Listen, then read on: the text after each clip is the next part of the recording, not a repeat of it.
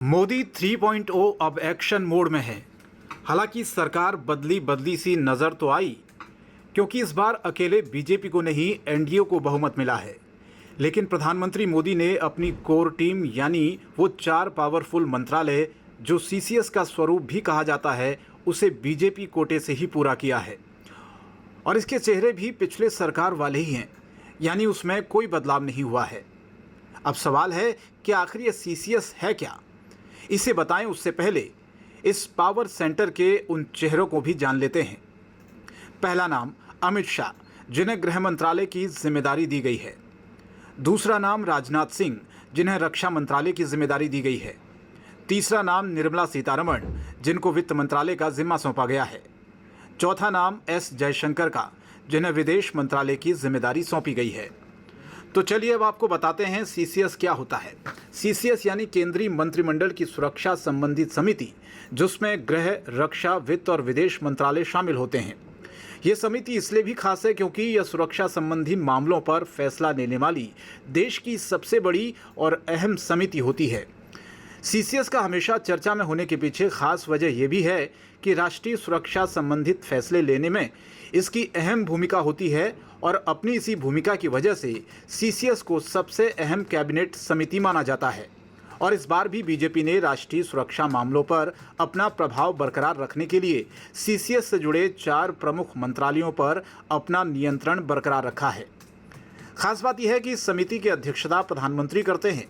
रक्षा मंत्री, गृह मंत्री, वित्त मंत्री, विदेश मंत्री के अलावा राष्ट्रीय सुरक्षा सलाहकार, कैबिनेट सचिव और रक्षा सचिव भी सीसीएस बैठकों का हिस्सा होते हैं। अब आपको बताते हैं कि सीसीएस का काम क्या है। सीसीएस का काम रक्षा संबंधित मुद्दों से निपटना, कानून व्यवस्था और राष्ट्रीय सुरक्षा से संबंधित मुद्दों को देखना और उसका समाधान निकालना है। समिति भारत की राष्ट्रीय सुरक्षा किस तरह से और मजबूत हो, इसे लेकर समय समय पर कई पहलुओं पर चर्चा करती है। इसके अलावा भारत में सुरक्षा को प्रभावित करने वाले अंतर्राष्ट्रीय सौदों से संबंधित मुद्दों पर भी चर्चा करना समिति का काम है।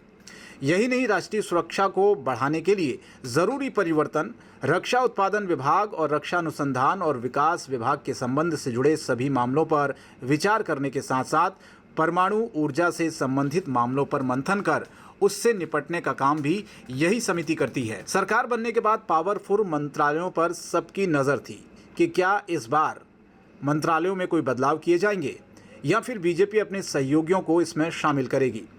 लेकिन ऐसा नहीं हुआ। चारों पावरफुल मंत्रालय बीजेपी ने इस बार भी अपने पास ही रखे हैं।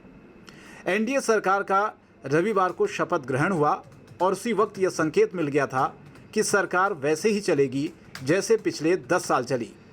और शायद यही वजह रही कि ज़्यादातर पुराने मंत्रियों को शपथ दिलाई गई। इसके साथ ही मंत्रालयों के बंटवारे से भी अब ये साफ हो गया है कि एनडीए 3.0 सरकार पिछले कार्यकाल की तरह इस बार भी ताबड़तोड़ फैसले लेने के लिए पूरी तरह से तैयार है। हालांकि बीजेपी को इस बार के चुनाव में अकेले दम पर बहुमत नहीं मिला और उसने अपने सहयोगियों के साथ मिलकर सरकार बनाई। लेकिन सीसीएस में फिर वही चेहरे रिपीट कर मोदी सरकार ने यह दिखा दिया कि देश की रक्षा, अर्थव्यवस्था, देश की सुरक्षा और विदेश नीति पर उनका रुख एकदम साफ है और वो इससे कोई समझौता नहीं करने वाले हैं। इस वीडियो पर आपकी क्या राय है, कमेंट बॉक्स में ज़रूर बताएं। ऐसे ही अन्य खबरों से अपडेट बने रहने के लिए बने रहें हमारे साथ, क्योंकि हम हैं बुलंद भारत टीवी, ताकत आप